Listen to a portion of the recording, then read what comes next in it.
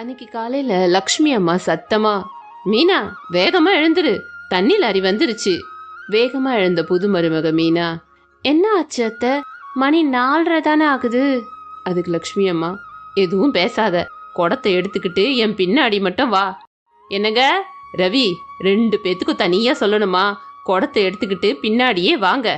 தண்ணி பிடிக்கிற இடத்துல லக்ஷ்மி அம்மா, மீனா அந்த குடத்தை கொண்டு போய் ஊத்திட்டு டக்குன்னு எடுத்துக்கிட்டு வா அப்படின்னு சொல்ல, அங்க இருந்த பக்கத்து வீட்டுக்காரங்க, இங்க பாரு லட்சுமி, எல்லாருக்கும் 2 குடம் தான், நீ மட்டும் என்ன வீட்டுல இருக்கிறவங்க எல்லாரையும் கூட்டிகிட்டு வந்து இத்தனை குடம் பிடிச்சிட்டு இருக்க, மத்தவங்களுக்கு வேணாமா அப்படின்னு நியாயமா கேக்குறாங்க. உடனே லக்ஷ்மி அம்மா, இது என்னோட இஷ்டம், நான் எத்தனை குடம் வேணா பிடிச்சிப்பேன், உனக்கு வேணும்னா உன் வீட்டு ஆளுங்களை கூட்டிகிட்டு வந்து நீயும் பிடிச்சிக்கோ அப்படின்னு ரொம்ப சண்டை போடுறாங்க. இதையெல்லாம் பார்த்த மீனா ரவி கிட்ட, ஏங்க ஏன் அத்தை இப்படி சண்டை போடுறாங்க, நம்ம இப்படித்தான் தண்ணி பிடிக்கணுமா அப்படின்னு கேட்க, அதுக்கு ரவி, ஆமா மீனா, இது வெயில் காலம்ல, வீதி பைப்ல தண்ணி வராது, நம்ம இப்படிதான் பிடிச்சாகணும். ஆனா நாம ஏன் இன்னைக்கே இவ்ளோ பிடிக்கிறோம், தினம் கொஞ்சம் கொஞ்சமா பிடிக்கலாம்ல அப்படின்னு மீனா கேட்க, மீனா இது எல்லாமே ஒரு நாளைக்கு தான். இத கேட்டு அதிர்ச்சியான மீனா, என்ன சொல்றீங்க ரவி, இத்தனை குடத்து தண்ணிய ஒரே நாள்ல செலவு பண்ண போறோமா அப்படின்னு கேட்க, அங்க வந்த லக்ஷ்மி அம்மா, இங்க பாரு மீனா, இந்த தண்ணிய வச்சுதான் சமைக்கிறது, குளிக்கிறது, பாத்திரம் கழுவுறது, துணி துவைக்கிறது எல்லாம் பண்ணணும், இதுவே நமக்கு பத்தாது அப்படின்னு பேசிக்கிட்டே மீனாவை அங்க இருந்து கூட்டிட்டு போறாங்க.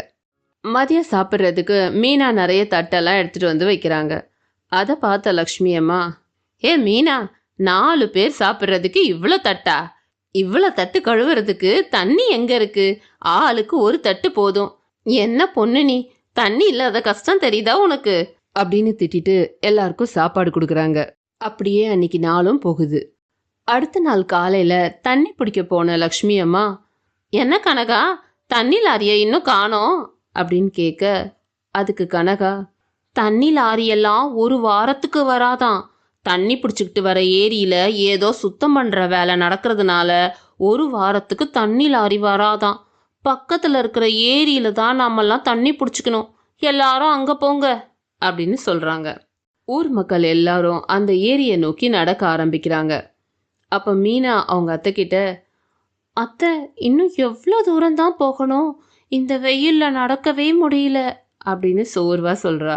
அதுக்கு லக்ஷ்மி அம்மா, இன்னும் 1 கிலோமீட்டருக்கு மேல இருக்கு, இப்படி ஆமை மாதிரி நடந்தா எப்ப போய் சேர்றது, வெரச 4 எட்டு எடுத்து வச்சு வா, என்ன வயசு புள்ளியோ இது கூட நடக்க மாட்டேங்கிற அப்படின்னு திட்டிக்கிட்டே கூட்டிட்டு போறாங்க.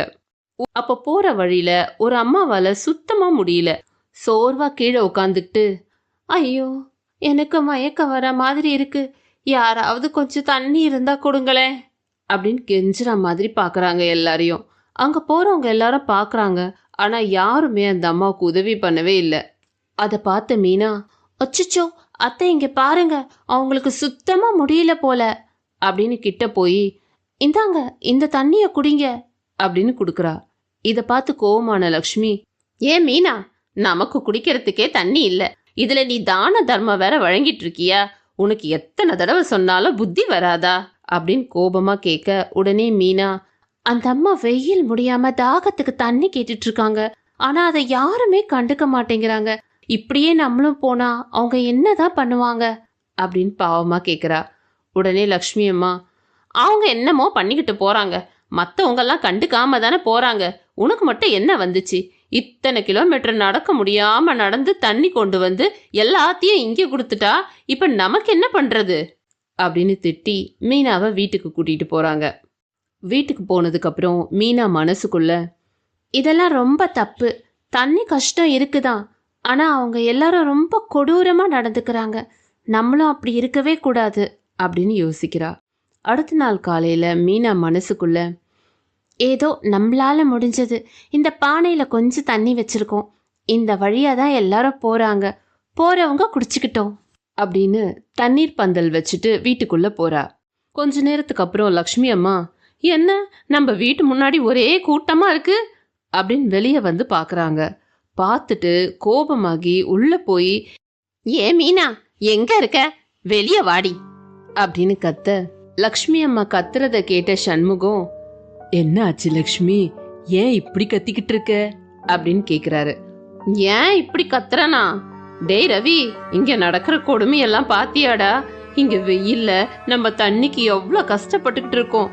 ஆனா இவ தண்ணிய போய் தானமா வழங்கிட்டு இருக்காளே, இப்படி இருந்தா குடும்பம் உருப்படுமா அப்படின்னு கேட்டுட்டு மீனாவை பார்த்து, உனக்கு எவ்வளவு தைரியம் இருந்தா நேத்து நான் அவ்வளவு சொல்லியும் இன்னைக்கு வீட்டு முன்னாடி பானை தண்ணி வச்சிருக்கிற அப்படின்னு கேக்குறாங்க.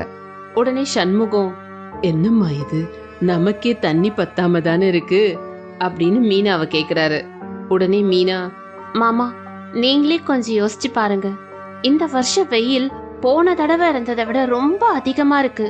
இந்த ஊர்லயே நம்ம கிட்டதான் கொஞ்சமாவது தண்ணி அதிகமா இருக்கு.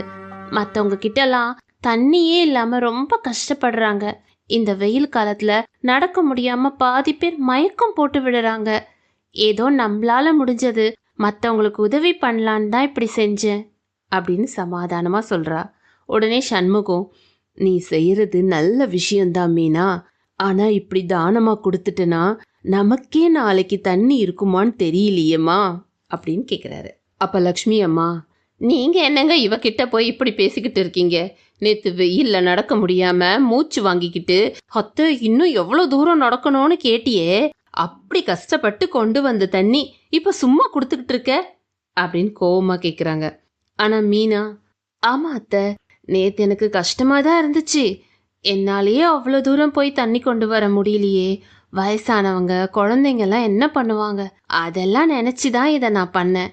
என்ன ஆனாலும் சரி, நான் தினமும் கொண்டு வர 4 குடத்துல இருந்து ஒரு குடத்தை பானையில ஊத்தி நான் வைக்க தான் போறேன் அப்படின்னு ரொம்ப கெடுபடியா சொல்றா. சண்முகமும் ரவியும் மீனாவுக்கு ஆதரவா இருக்காங்க. ஆனா லக்ஷ்மிக்கு இது சுத்தமா பிடிக்கல. இப்படியே 2 நாளா பானையில தண்ணி ஊத்தி வச்சுக்கிட்டே இருக்கா. அங்க நிறைய பேர் வந்து குடிச்சிட்டு தாகத்தை தணிச்சுக்கிட்டு போறாங்க. இதையெல்லாம் பார்த்த லக்ஷ்மி, இவளை இப்படியே விட்டா சரிப்பட்டு வராது. நம்ம என்னதான் திட்டினாலும் இவ இத செய்யதான் போறா. இத வேற வழியில தான் சரி பண்ணணும் அப்படின்னு யோசிக்கிறாங்க. அங்க பானை கிட்ட நின்னு தண்ணி குடிச்சிட்டு இருக்கவங்க கிட்ட போய், லக்ஷ்மி அம்மா, பானையில தண்ணி வச்சா போதுமே, உடனே குடிக்க வந்துருவீங்களே. நாங்க என்ன ஓட்டலா நடத்துறோம் வரவங்க போறவங்களுக்கெல்லாம் சும்மா தண்ணி தர்றதுக்கு? நாங்க குடிக்கிறதுக்காக தான் மரத்துக்கடியில பானையில தண்ணி ஊத்தி வச்சிருக்கோம். இது ஒண்ணு உங்களுக்காக இல்ல. இங்க இருந்து கிளம்புங்க அப்படின்னு வரவங்க எல்லாத்தையும் மீனா இல்லாத நேரமா பார்த்து விரட்டுறாங்க. எல்லாரும் லக்ஷ்மியோட பேச்சு கேட்க முடியாம தண்ணி குடிக்காமலே போயிடுறாங்க. 2 நாளா இப்படியே பண்ணிட்டு இருக்க லக்ஷ்மி மனசுக்குள்ள, நம்ம நினைச்சது எப்படியோ நடந்துருச்சு. மீனா, இனிமேல் எப்படி தண்ணி வைக்கிறேன்னு நானும் பாக்குறேன் அப்படின்னு சந்தோஷப்பட்டுட்டு இருக்காங்க. இந்த பக்கம் மீனா மனசுக்குள்ள, என்ன ஆச்சு, 2 நாளா யாருமே தண்ணி குடிக்க வரவே இல்லையே, என்னவா இருக்கும் அப்படின்னு யோசிச்சுட்டு இருக்கும் போதே வயசானவர் ஒருத்தர் தண்ணி குடிச்சிட்டு இருக்காரு. அப்ப அங்க போன லக்ஷ்மி மீனா இருக்கிறத கவனிக்காம, இங்க பாருங்க ஐயா, இது ஒன்னும் சத்திரம் இல்ல. வரவங்க போறவங்க எல்லாம் தண்ணி குடிக்கிறதுக்கு, எங்க வீட்டு ஆளுங்க குடிக்கிறதுக்கு தான் நாங்க வச்சிருக்கோம் அப்படின்னு சொல்ல, வயசானவரும், மன்னிச்சுக்கோங்கம்மா, மரத்தடியில் இருக்கிறதால ஏதோ தண்ணீர் பந்தல்னு நினைச்சு குடிச்சிட்டேன் அப்படின்னு சோகமா சொல்றாரு. இத பார்த்த மீனாவுக்கு ரொம்பவே கஷ்டமா இருக்கு மனசுக்குள்ள. அத்தை, இதெல்லாம் நீங்க பண்ற வேலைதானா? தண்ணி கஷ்டம்னா என்னன்னு உங்களுக்கு நான் புரிய வைக்கிறேன் அப்படின்னு நினைச்சுக்கிறா. அடுத்த நாள் காலையில மீனா, அத்தை, பக்கத்து கோயில்ல இன்னைக்கு சிறப்பு பூஜை இருக்கான், அத பார்த்தா நல்லதெல்லாம் நடக்குமா, வாங்க போயிட்டு வருவோம். உடனே லக்ஷ்மி அம்மா, அப்படியா மீனா, சரி போயிட்டு வருவோம். மறக்காம வாட்டர் பாட்டில்ல தண்ணி எடுத்துக்கோ, அவ்வளோ தூரம் வெயில்ல போயிட்டு வர்றதுக்குள்ள தாகம் எடுத்துரும் அப்படின்னு கரெக்டா ஞாபகப்படுத்துறாங்க. அதுக்கு மீனா, சரிங்க அத்தை, எடுத்து வச்சுக்கிட்டேன், வாங்க போலாம் அப்படின்னு சொல்றா. ஆனா அவ எதையுமே எடுத்துக்கவே இல்லை. மீனாவும் லக்ஷ்மி அம்மாவும் கோவிலுக்கு நடந்து போயிட்டு இருக்கும் போது லக்ஷ்மி அம்மா, என்ன வெயிலு, 10 மணிக்கு இப்படி அடிக்குது, இன்னும் 1/2 கிலோமீட்டர் போகணுமே, மீனா அந்த தண்ணிய கொஞ்சம் கொடு அப்படின்னு கேக்குறாங்க. உடனே மீனா, ஐயோ அத்தை, பூஜைக்கு தேவையான பழம் பூவெல்லாம் எடுத்துக்கிட்டு தண்ணி பாட்டில மறந்து வீட்லயே வச்சுட்டு வந்துட்டேன் அத்தை அப்படின்னு இழுக்கிறா. உடனே லக்ஷ்மி அம்மா, என்னடி சொல்ற, எனக்கு வேற ரொம்ப தாகமா இருக்கு, கொளுத்துற வெயில்ல என்னால நிக்க கூட முடியல அப்படின்னு சோர்வா சொல்றாங்க. ஒரு இடத்துல போய் உட்கார்றாங்க. உடனே மீனா, என்ன மன்னிச்சிடுங்க அத்தை, தெரியாம வச்சுட்டு வந்துட்டேன் அப்படின்னு சொல்ல உடனே லக்ஷ்மி அம்மா, உன் மன்னிப்பை தூக்கி குப்பையில போடு, எனக்கு ரொம்ப தாகமா இருக்கு, முதல்ல எங்கேயாவது போய் தண்ணி கொண்டு வா அப்படின்னு கோபமா கேக்குறாங்க. அக்கம் பக்கத்துல எல்லாம் மீனா கேட்டுட்டு, யார் வீட்லயுமே தண்ணி இல்லையா அத்தை, யாருமே தர மாட்டேங்கிறாங்க அப்படின்னு சோகமா சொல்றா. உடனே லக்ஷ்மி அம்மா, ஐயோ என்ன இப்படி வந்து மாட்டிக்கிட்டோம், எல்லாம் உன்னாலதான். அங்க போற ஒருத்தங்க கிட்ட லக்ஷ்மி அம்மா, ஏங்க கொஞ்சம் தண்ணி இருந்தா கொடுங்க அப்படின்னு கெஞ்சி கேக்குறாங்க. எனக்கே கொஞ்சம் தான் தண்ணி இருக்கு, அத உங்ககிட்ட கொடுத்துட்டு நான் என்ன பண்றது அப்படின்னு சொல்லிட்டு அந்த அம்மா போயிடுறாங்க.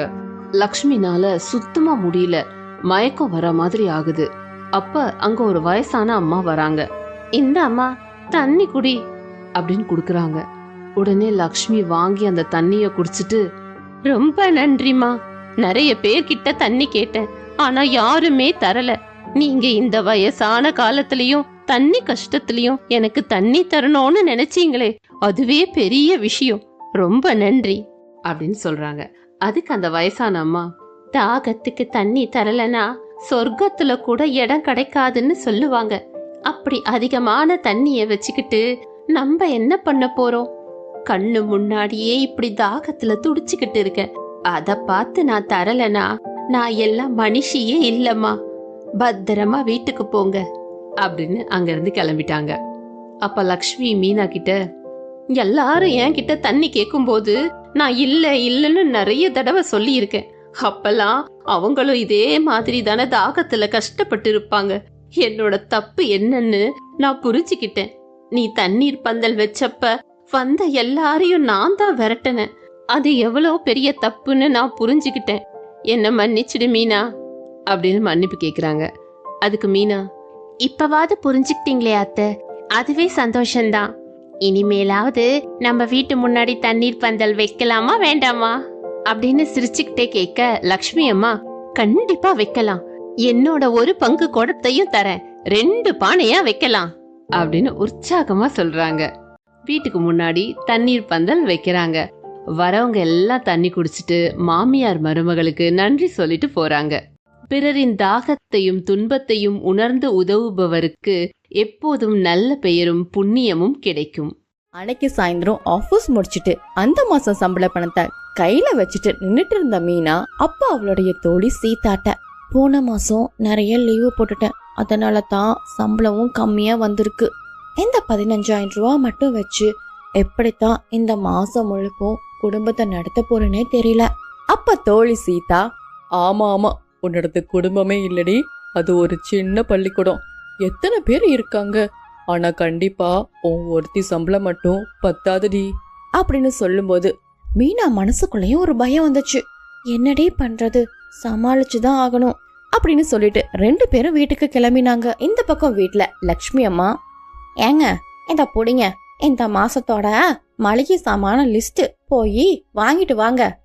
அப்ப சண்முகம், என்னது நான் போய் வாங்கிட்டு வரதா, லக்ஷ்மி எங்கிட்ட ஏது காசு அப்படின்னு சொல்லும்போது, உங்ககிட்ட காசு இல்லைன்னு தெரியும், இன்னைக்கு தேதி 1, மருமக எப்படியும் சம்பளத்தோட தான் வருவா, அவ வந்த உடனே முதல் வேலையா காசை வாங்கிட்டு போய் இந்த லிஸ்ட்ல இருக்கிறதெல்லாம் வாங்கிட்டு வாங்க அப்படின்னு பேசிக்கிட்டு இருக்கும்போதே மருமக மீனா வீட்டுக்குள்ள வந்தா.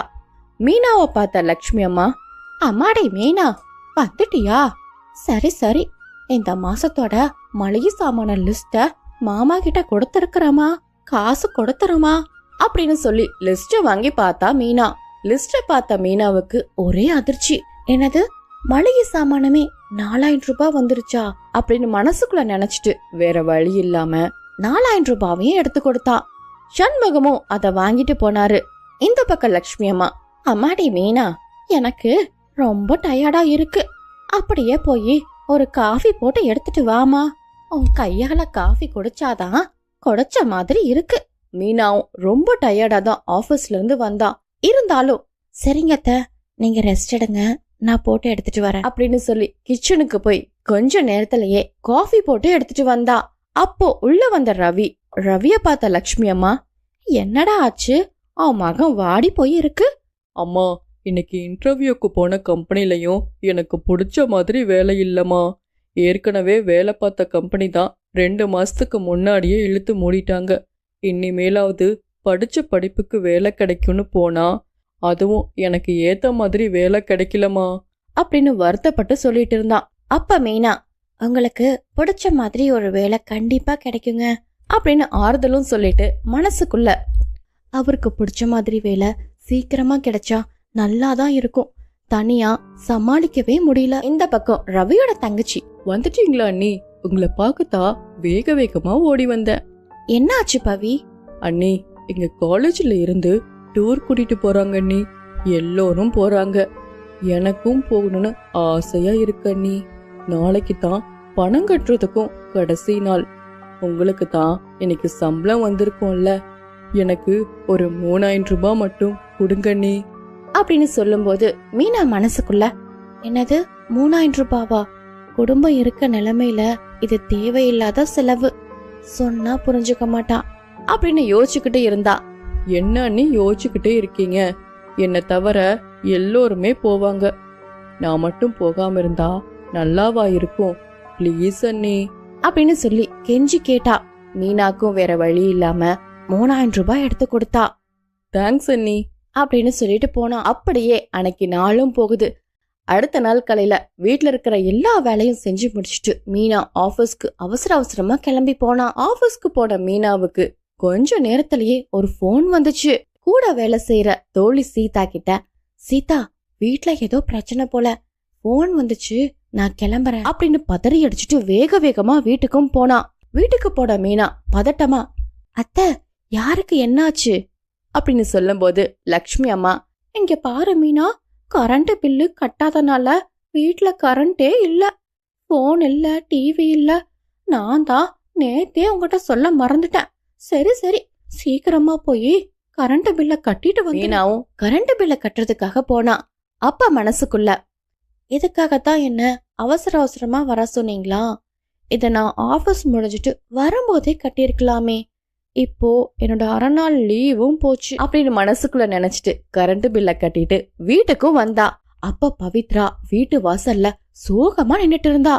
அத பார்த்த மீனா, என்னாச்சு பவி, ஏன் சோகமா இருக்க? அண்ணி, உங்களுக்கே தெரியும்ல, எங்க காலேஜ்ல இருந்து டூர் கூட்டிட்டு போறாங்க. அங்க வரவங்க எல்லோரும் நல்லா ட்ரெஸ் பண்ணிட்டு வருவாங்க அண்ணி, நல்லா மேக்கப்பும் போட்டு வருவாங்க. ஆனா என்கிட்ட தான் நல்ல ட்ரெஸ் எதுவுமே இல்ல.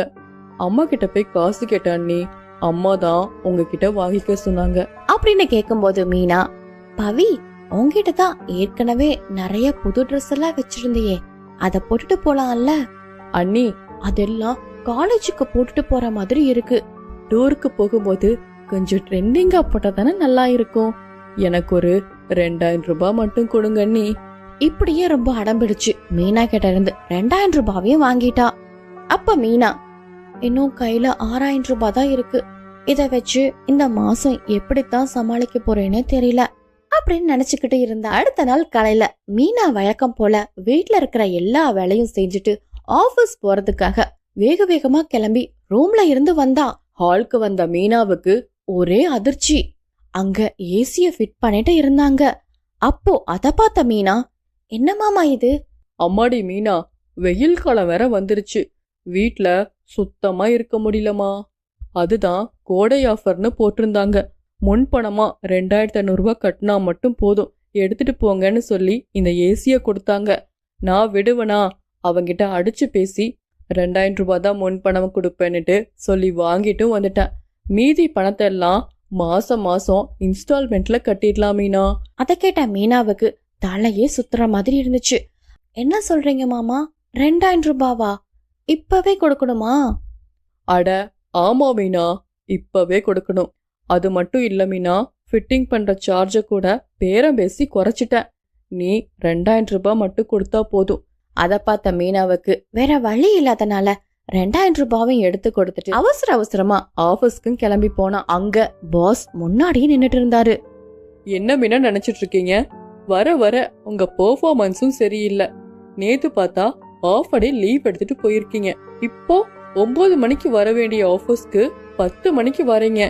என்ன ஐடியால தான் இருக்கீங்க அப்படின்னு சொல்லும்போது மீனா தயக்கத்தோட, சாரி சார், வீட்ல கொஞ்சம் வேலை இருந்துச்சு, அதுதான் லேட்டு. வீட்டு வேலையெல்லாம் வீட்லயே வச்சுக்கோங்கம்மா, அது ஆபீஸ் வேலையில பாதிக்க கூடாது. இதுதான் உங்களுக்கு கடைசி வார்னிங். ஏதோ கடைசி 1 வருஷமா நல்லா வேலை பார்த்துட்டு இருந்தீங்கன்னு சொல்லி நானும் விட்டுட்டேன்.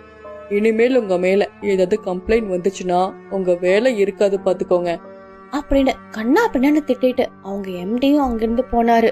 அதுக்கப்புறம் மீனா அழுதுகிட்ட நின்னுட்டு இருந்தா. அப்போ அங்க வந்த சீதா, விடு மீனா, உன் வீட்டு பிரச்சனையெல்லாம் நீ மனசுல போட்டுட்டு இருக்கறனாலதான் உன்னால வேலையிலயும் கவனம் செலுத்த முடியல. சரி வா மீனா, வெளியில போய் ஏதாவது ஜூஸ் குடிக்கலாம், உனக்கும் கொஞ்சம் ரிலாக்ஸாகவும் இருக்கும் அப்படின்னு சொல்லும்போது மீனா மனசுக்குள்ள, என்னது ஜூஸா, அதுவே 30 ரூபாய் வரும், இப்ப இருக்கிற நிலைமையில அது கூட செலவு பண்ண முடியாது அப்படின்னு மனசுக்குள்ள நினைச்சிட்டு, இல்லடி எனக்கு எதுவும் வேண்டாம், நீ போய் சாப்பிட்டுட்டு வா அப்படின்னு சொல்லிட்டு மீனாவும் அங்கிருந்து போனா. எனக்கு பிடிச்சது கூட என்னால வாங்க முடியல அப்படின்னு மனசுக்குள்ளேயே கவலைப்பட்டுட்டு அன்னைக்கு வேலையும் முடிச்சிட்டு வீட்டுக்கும் போனா. அன்னைக்கு சாயந்தரம் வீட்டுல சமைச்சுக்கிட்டும் இருந்தா. அப்போ அங்க வந்த லக்ஷ்மி அம்மா, அம்மாடி மீனா, சமைச்சிட்டா இருக்க?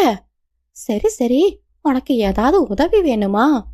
இல்லத்த, அதெல்லாம் எதுவும் வேண்டாம், நான் முடிச்சிட்டேன், நீங்க போய் ரெஸ்ட் எடுங்க அப்படின்னு சொல்லும்போது லக்ஷ்மி அம்மா போகாம அங்கேயே நின்னுட்டு இருந்தாங்க. அப்போ மீனா கிட்ட, அம்மாடி மீனா, இன்னைக்கு சொந்தக்காரங்கெல்லாம் ஊர்ல இருந்து வந்திருந்தாங்கம்மா, பத்திரிக்கை வைக்கிறதுக்காக. 2 நாளைக்கு அப்புறம் கல்யாணத்தை வச்சிருக்காங்கம்மா, கல்யாணத்துக்கு வேற போகணும். என்கிட்ட நல்ல புடவையே இல்ல மீனா, வரவங்கெல்லாம் நல்ல புடவை கட்டிட்டு வருவாங்க, நம்மளும் நல்ல புடவைய கட்டிட்டு போனாதானே மரியாதையா இருக்கும். எனக்கு புடவை வாங்கறதுக்கு ஒரு 2000 ரூபாய் இருந்தா கூட மீனா அப்படின்னு சொல்லும்போது மீனா, நானும் பத்திரிக்கைய பார்த்தேன் அத்தை, இந்தாங்க 2000 ரூபாய் அப்படின்னு சொல்லி பணத்தை எடுத்து கொடுத்தா. அப்போ மீனா மனசுக்குள்ள, குடும்ப சூழ்நிலைய யாருமே புரிஞ்சுக்க மாட்டேறாங்க, காலையில தான் இவங்களுக்கு மருந்து மாத்திரைன்னு 1000 ரூபாய்க்கு வாங்கிட்டு வந்து கொடுத்தேன் அப்படின்னு கவலைப்பட்டுட்டு இருந்தா. இப்படியே ஒரு வாரமும் போகுது. ஒரு நாள் மீனா ஆபீஸ் போறதுக்கு முன்னாடி பேக் செக் பண்ணி பார்த்தா.